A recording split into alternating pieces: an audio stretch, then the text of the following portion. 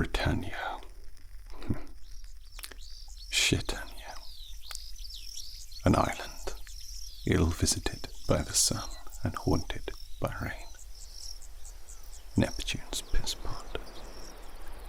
The only things that grow here are mushrooms and discontent.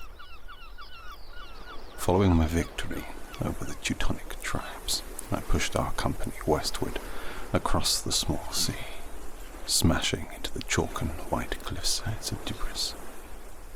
Pelted with seagull shit, we beached north of the point, wild-eyed natives tracking us all the way and pelting us with their own.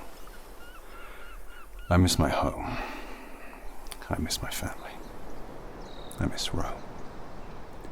Years of tit-for-tat attrition made progress slow. The Briton was a beast, seemingly untamable and more prying than petrified. Were they to know of such impotence on the part of Roman might, we would be laughed at the Senate. And lo, here he is, a fucking scribe from the school of Cicero, sent to document my failings or edit them for gold. Our ships are ruined, our men tired, and I feel seduced by the ways of these ritualistic sheep-shaggers. They threw shit at us when we arrived, and now Rome arrives to do the same.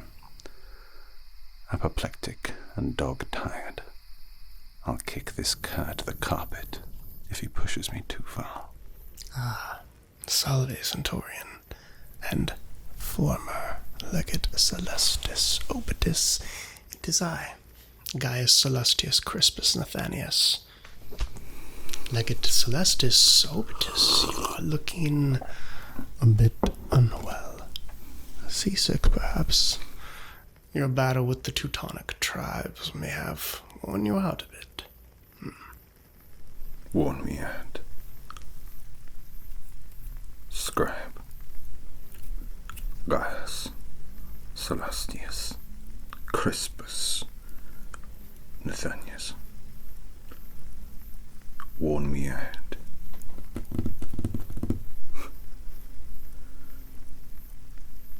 By Neptune's nipple. Do you know how much it rains in Britannia? I would take another war with the Gauls over this pit, this arse end of the world. Worn me out. Scribe. These Britons are not like our usual foes. They are... Well, these Britons are a simple people. Bad pottery, bad teeth, and their food is dreadfully boring. Now, I know you love Caesar, and I must ask that you do not disdain him despite the current outlook. Now, it is my job to record the history and events of this great empire, and I must do it accurately. It was Caesar and you who actually performed me with this task. Now, that said, I've always tried to see things with unobstructed eyes, but I've always found that the tint of gold seems to brightest even the darkest of times. You have the gall to request pictures of Caesar from me. After all the way that we have traveled, that you have traveled, you should know that supplies are limited. Gold is of little value to these druids.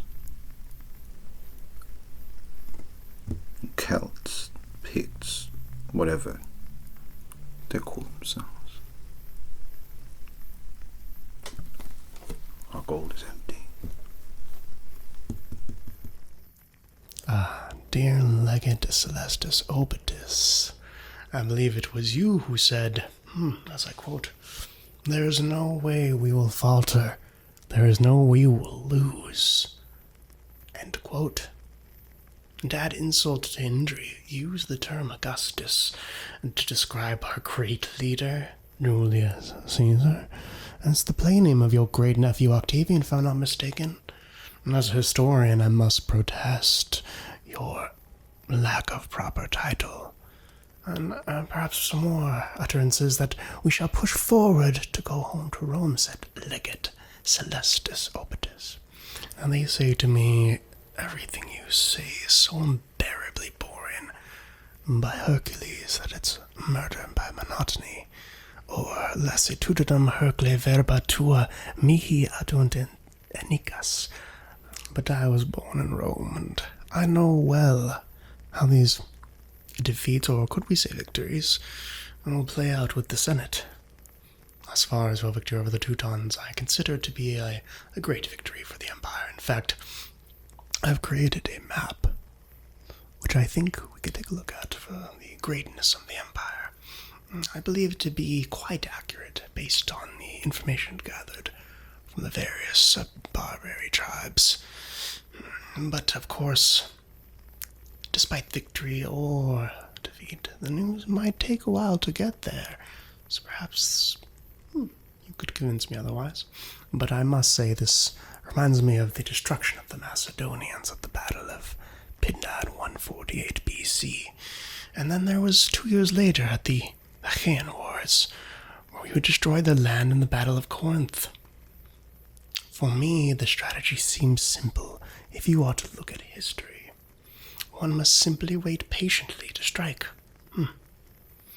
Now, I would say our most recent performance reminds me a bit too much of the last leader of Macedon. Perhaps you're familiar with royal pretender Andriscus? Perhaps I shall write about the comparisons with the Battle of Thermopylae, several hundred years ago, led by the Greeks and the city-state of Sparta, and the Rex Leonidas I.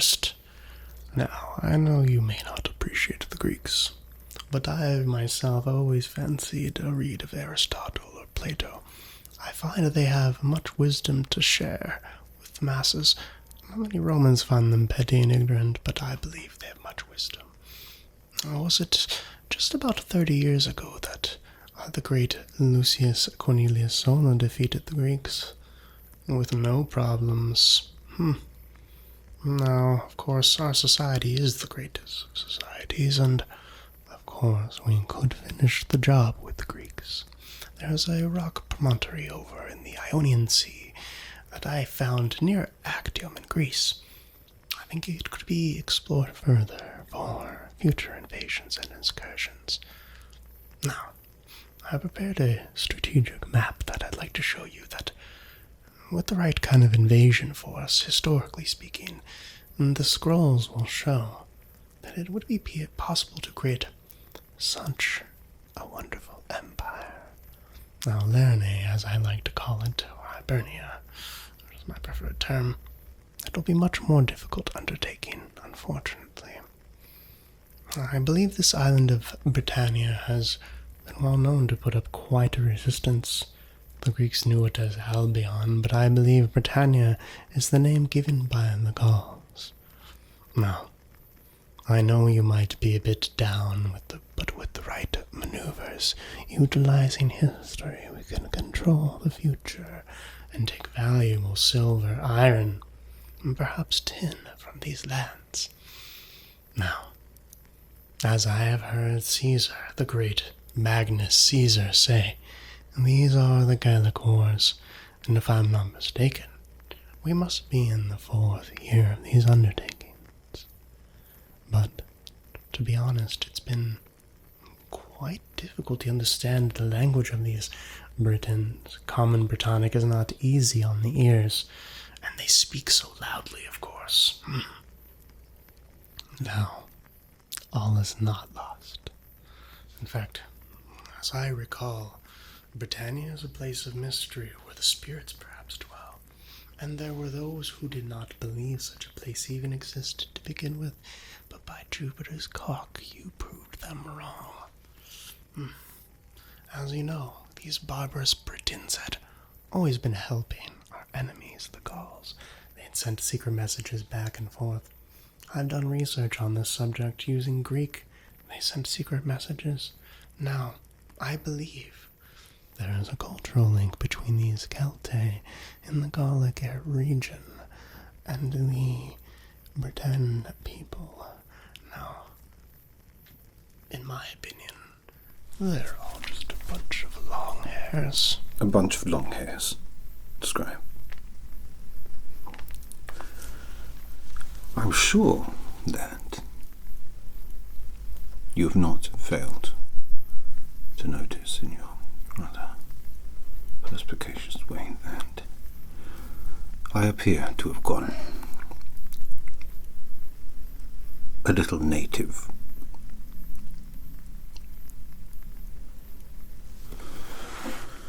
So I will let that slide now.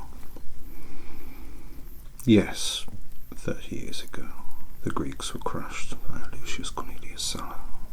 I don't quite understand your reasoning, but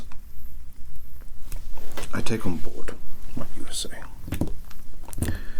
I understand that you are here, and by Jupiter's cock, I will endeavour to make you feel at home and listen to your advice. But, Scribe, I must remind you that you are new to this land. You say you're of Rome, and Rome beats through my blood. But this is different. To destroy this enemy, one must at least somewhat become it. Now, what do you think of that? Now, that said, I may have some solutions for you to work with. I was looking at the history and the politics of the region, and, well, let me show you this ancient book. This is my research. I've gathered many secret messages and other things and put them here. Now, you may see some pages about the book I'm working on, The Conspiracy of Catiline, which of course, as you know, was a traitor. And really, it leads to the conversation about the corruption of the aristocracy and leading to problems similar to this. Now, or moral decay, that is. That said, I'm willing to go through some of these Gallic documents, which are showing huge secrets and communications between the Celtae and the Britons. As you may know, their language is quite similar, and as I mentioned, the ancient Greek is our preferred communication message for secret messages, so I have them written here.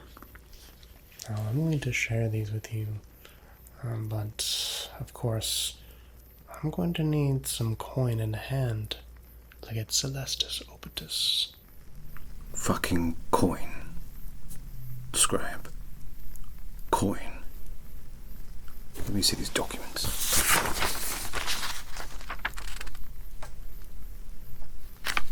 And your hand. It's all Greek to me. Well, anyway, your ships, if I'm not mistaken, have gone to shit. And of course, your cavalry is missing more than the receding hairline under my donkey's ass of a Roman haircut. So, that said, it gives me pause. And, of course, the annoying but great Cicero says... Don't quote Cicero. No one thinks you're worth his attention, his vote, or place in society. Even the light of day. Nemo congresso, nemo addito, nemo suffragio, nemo civitate, nemo luce dignam putet, as they say. Now, that all said, I'm going to need coin in hand, and perhaps I would consider rewriting or framing things a bit differently.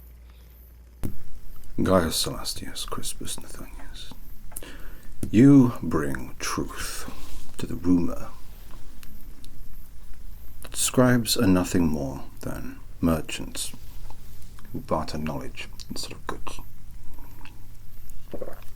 However, your information has value to Roman interests in Britannia. Whilst I shall undoubtedly not read your book, I'll give you some gold for your expertise. Hail Victus, Scribe.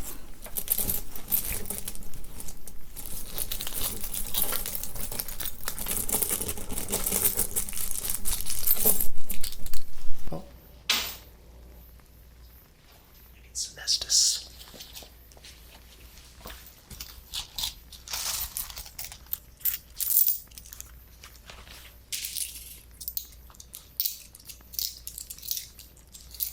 Denarii.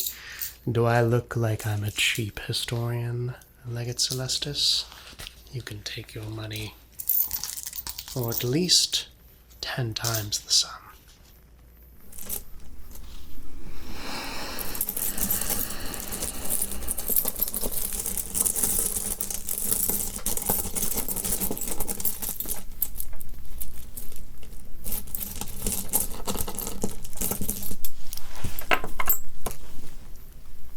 Not Denali more. As I always say, vastus animus, or his mind is one giant wasteland. Now, let us take a look at this book and see if we can explore a bit further.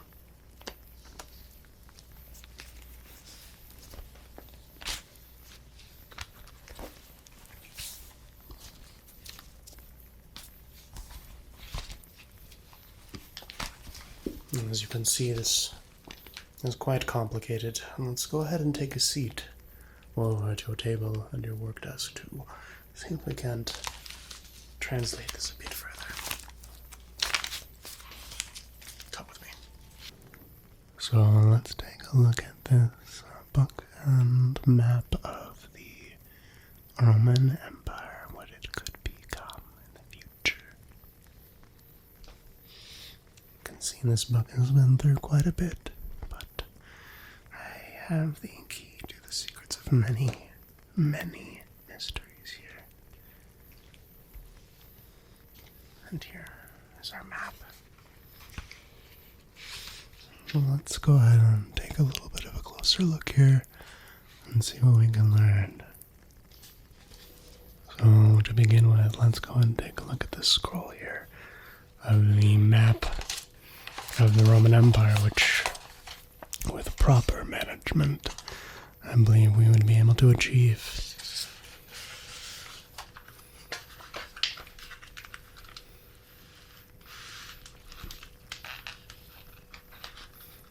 Now, as you can see here, I imagine splitting the Roman Britannia once we conquer it into several different regions here. And you can see Hibernia here as well, which I believe will be quite difficult to take over. So, as you can see, our goal is quite large, but with enough influence, I believe we can take over this entire empire.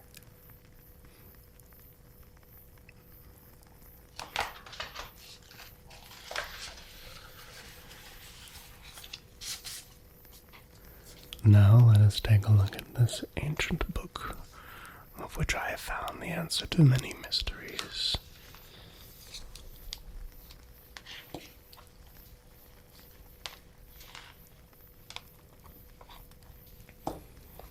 Now, as we can see here,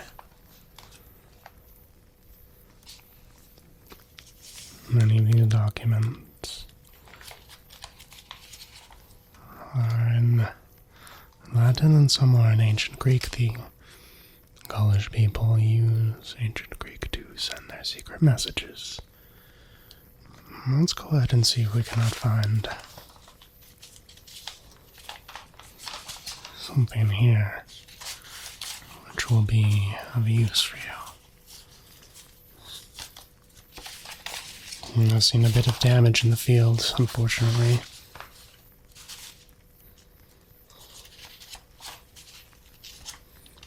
Here. It's quite tough to read. But I believe that we can make out what it says.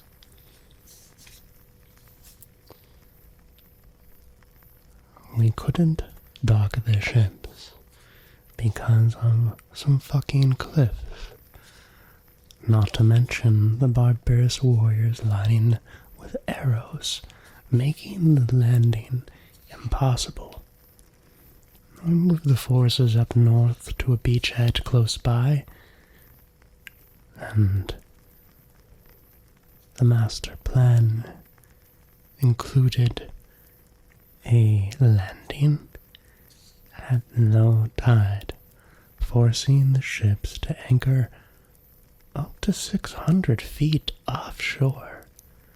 The men were then forced to wade that distance under heavy fire of British missiles. The landing was in peril from the beginning, with the men hesitant to rush the shores. Only the intervention of a lonely peasant, a standard-bearer of the 10th Legion, had inspired the men. He said, "Leap forth, soldiers, unless you wish to betray your standard to the enemy. I, at any rate, shall perform my duty to my country and my general," he said. The leadership nowhere to be found.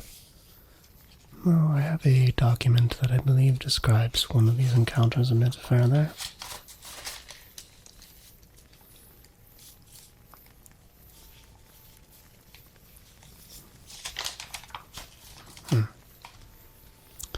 First, their chariots seem to cause considerable problems with the legionnaires.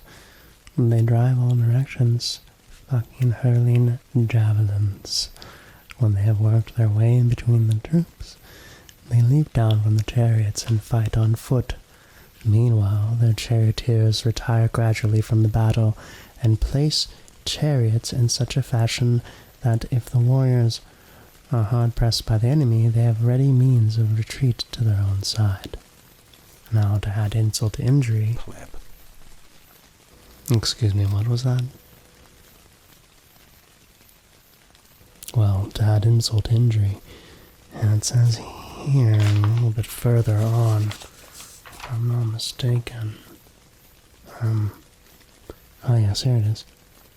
While the troops were foraging, they were ambushed while looking for fucking corn. No wonder they rallied the troops, because you got caught with your pants down looking for fucking corn. In exchange, all we got is some weak, mud hut dwelling, barbarous hostage. So, that is all I have written for now. Perhaps we can do more business and I can change this further.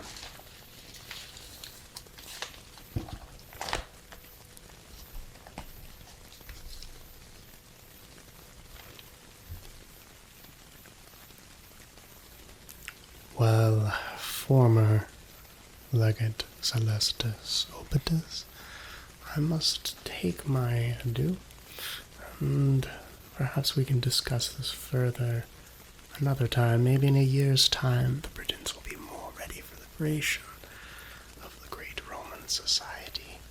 Now, dying is a privilege. Die with dignity, you said. Yet you dock on a giant fucking cliff and everybody dies in a storm. I have much thinking to do. That is for sure. Gaius Salastius Crispus Nathanius. Today, you have made 2 mistakes. 2. The first mistake, we'll call it Primus, was coming to this shit-stained cur of an island.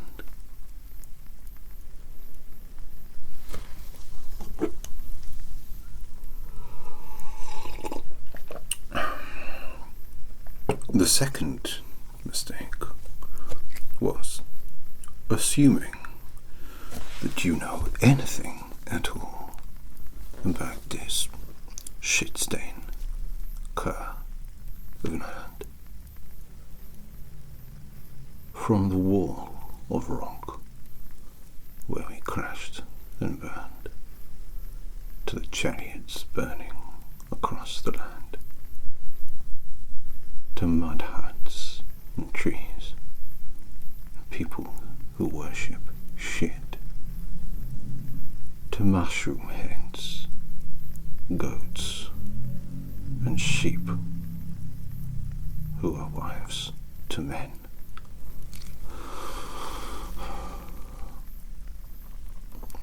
To northern tribes who nobody can understand. To maniacs who live just across from the land. To the central folk who worship gods so crude they are curse words in their own right. You see, Gaius Salastius Crispus Nathanius, I am not the one at error here. I am not the one who has betrayed Rome. For you see, Scribe, the one who has betrayed Rome is the one who doesn't leave this island. And this island is my island, Scribe. You can write all you want in your little fucking history book. But just like the great Cicero, who you quoted, you cannot write without any fucking hands. Guards. Goodbye, Scribe.